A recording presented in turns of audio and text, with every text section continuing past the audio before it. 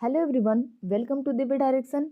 आज की क्लास में हम बात करने वाले हैं बीएड सेकेंड सेमेस्टर की पेपर कोड 109A यानी कि फोर्थ पेपर समावेशी शिक्षा यूनिट फर्स्ट के सेकेंड चैप्टर की बात करेंगे। अपंगता, बाधिता एवं विकलांगता की अवधारणा, concept of handicap, impaired and disability. इस वीडियो में सबसे पहले हम समझते हैं विकलांगता क्या होता है। डिसेबिलिटी, इसी को ही दिव्यांग कहा जाता है। विकलांग बालक से तात्पर्य किसी अस्थायी शारीरिक दोष से युक्त बालकों से होता है। अस्थायी शारीरिक दोष के कारण बालक सामान्य बालकों की सामान्य प्रक्रिया में भाग लेने से वंचित हो जाते हैं। अपंग, अंधे, बहरे, वाणी दोष से युक्त तथा मानसिक रूप से अस्वस्थ बालक भी विकलांग बालकों की श्रेणी में आते हैं। विकलांग बालकों में शारीरिक व मानसिक रूप से विकलांग दो प्रकार के होते हैं। समझते हैं इसको, परिभाषा इसकी देखते हैं। सबसे पहले सैमुअल एकिर के अनुसार वह बालक जो सामान्य बालकों से शारीरिक, बौद्धिक, सामाजिक व संवेगात्मक विशेषताओं से भिन्न होते हैं, उनके गुणों की अधिकतम सीमा तक विकसित करने के लिए विशेष कक्षा का प्रबंध करना पड़ता है। वहीं देखते हैं जेटी टंड के अनुसार उन्होंने क्या परिभाषा दिया है विकलांगता की। वे बालक जो शारीरिक, संवेगात्मक या सामाजिक विशेषताओं में सामान्य बालकों से इतने पृथक हैं कि उनकी क्षमताओं के अधिकतम विकास के लिए विशिष्ट शिक्षा सेवाओं की आवश्यकता होती है। अब बात करते हैं हम विकलांगता पहचान के लिए मनोवैज्ञानिक निर्माण एवं भेदभाव। बाधिता के परिणाम स्वरूप ही विकलांगता उत्पन्न होती है। किसी भी कार्य को करने के लिए शारीरिक या मानसिक रूप से कुछ क्षमताओं और योग्यताओं की आवश्यकता होती है। यदि कोई बालक या व्यक्ति शारीरिक या मानसिक रूप से किसी काम को नहीं कर सकता है तो उसे हम विकलांगता ही कहते हैं। विकलांगता दो प्रकार की होती है, शारीरिक विकलांगता, दूसरा मानसिक विकलांगता। अब बात करते हैं अब हम शारीरिक विकलांगता क्या होता है। Physical disability. शारीरिक विकलांगता से अभिप्राय वह विकलांगता है जो कि शारीरिक रूप से हो, अर्थात कोई व्यक्ति देखने, बोलने, सुनने या चलने में कठिनाई का सामना कर रहा हो। शारीरिक विकलांगता को चार भागों में बांटा जा सकता है। नंबर 1 दृष्टि विकलांगता, यानी कि जिसको देखने में समस्या हो। सेकंड वाणी विकलांगता, जिसको बोलने में कोई समस्या हो। थर्ड श्रवण विकलांगता, जिसको सुनने में कोई कठिनाई आती हो, समस्या हो। फोर्थ शारीरिक बाधिता, जिसमें शरीर का कोई भी अंग काम करने में सक्षम ना हो, असमर्थ हो, एक तरह से कह सकते हैं बाधित हो। अब बात करते हैं अब हम मानसिक विकलांगता क्या होता है। Mental disability. समाज में सभी प्रकार के बालक होते हैं, कुछ सामान्य से कम तथा कुछ सामान्य से अधिक बुद्धि के होते हैं। मानसिक रूप से असमर्थ बच्चों को दो श्रेणियों में बांटा गया है या बांटा जा सकता है। नंबर 1 अधिगम असमर्थ। नंबर 2 मंद बुद्धि। अधिगम असमर्थ मतलब जो सीखने में असमर्थ हो, जो सीख नहीं सकता हो। नंबर 2 है जो है मंद बुद्धि।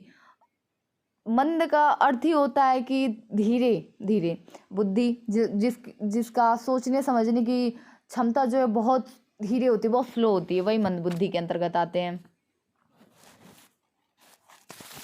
अब हम बात करते हैं बाधिता।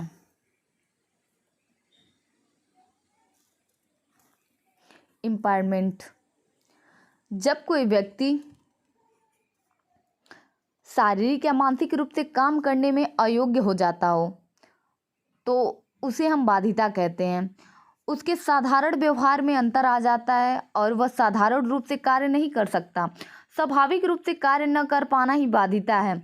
बाधिता जन्म से या जन्म के पश्चात दुर्घटना, बीमारी या गलत दवा के प्रयोग से हो सकती है।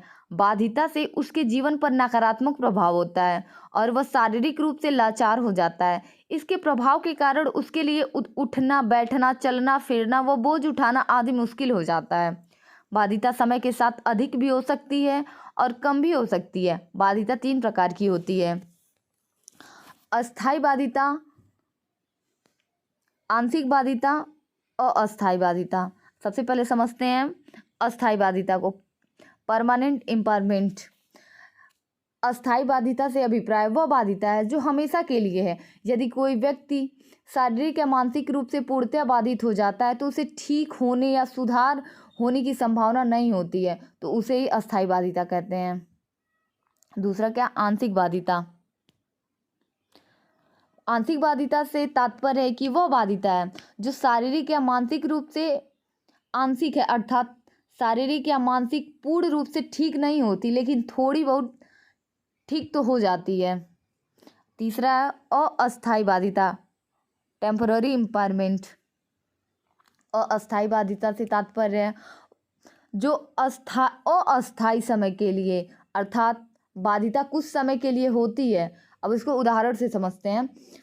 यदि कोई व्यक्ति शारीरिक या मानसिक रूप से बीमार है और उसका अस्पताल में इलाज चल रहा है और वह अस्पताल में दाखिल है और उपचार के पश्चात वह ठीक हो जाता है, तो उसे उस समय अस्थायी बाधिता कहते हैं।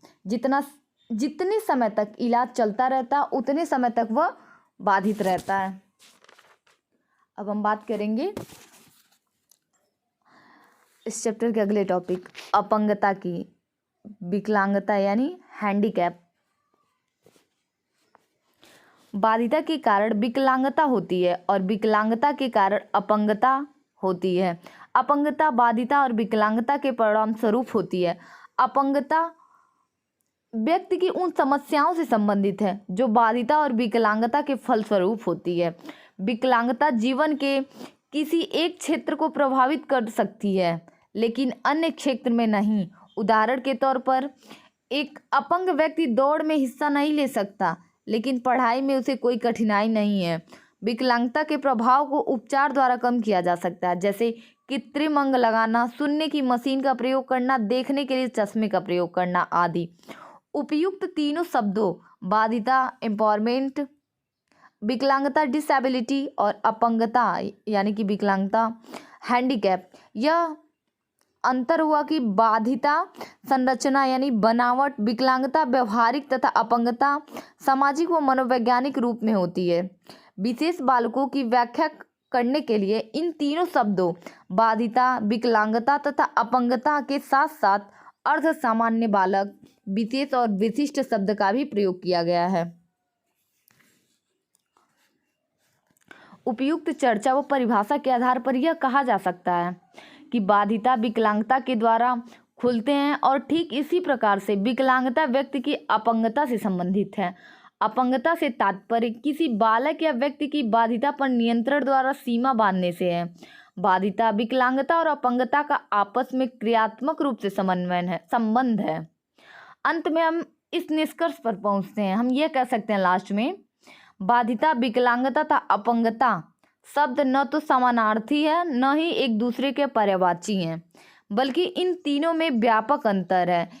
ये एक दूसरे से संबंधित हैं, इनका अंतर हम देखते हैं। इस प्रकार से समझा जा सकता है। इसको हम पहले इसके अंतर को देखते हैं, क्या अंतर है।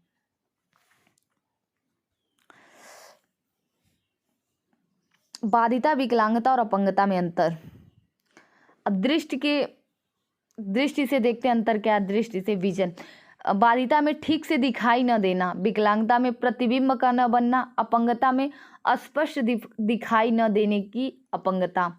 अब यही बात करते हैं श्रवण यानी कि हियरिंग। बाधिता में सुनने की कठिनाई, विकलांगता में अस्पष्ट न सुनने की कठिनाई का अनुभव, अपंगता में सामान्य आवाज सुनने के अयोग्य होना। अब बात करते हैं वाणी, स्पीच, बोलने की कठिनाई बाधिता में, विकलांगता में अस्पष्ट उच्चारण न कर पाना, अपंगता में अस्पष्ट बोलने के अयोग्य होना। अब बात करते हैं शारीरिक, फिजिकल। बाधिता में क्या प्रॉब्लम होती है, किसी अंग का पूर्ण या आंशिक रूप से न होना, विकलांगता में हरकत करने में कठिनाई, अपंगता में सामान्य उपयोग न कर पाना। अब बात करते हैं मानसिक, मेंटल। बाधिता में इससे क्या समस्या होती है, सामान्य बुद्धिलब्धि का न होना, विकलांगता में बुद्धि का प्रयोग न कर पाना, अपंगता में सोचने समझने में कठिनाई। अब बात करते हैं अधिगम विकलांगता। बाधिता में बुद्धि का सक्रिय प्रयोग न होना, विकलांगता में समझने, बोलने तथा लिखने में कठिनाई, अपंगता में सामान्य बालकों के समान समझने में कठिनाई।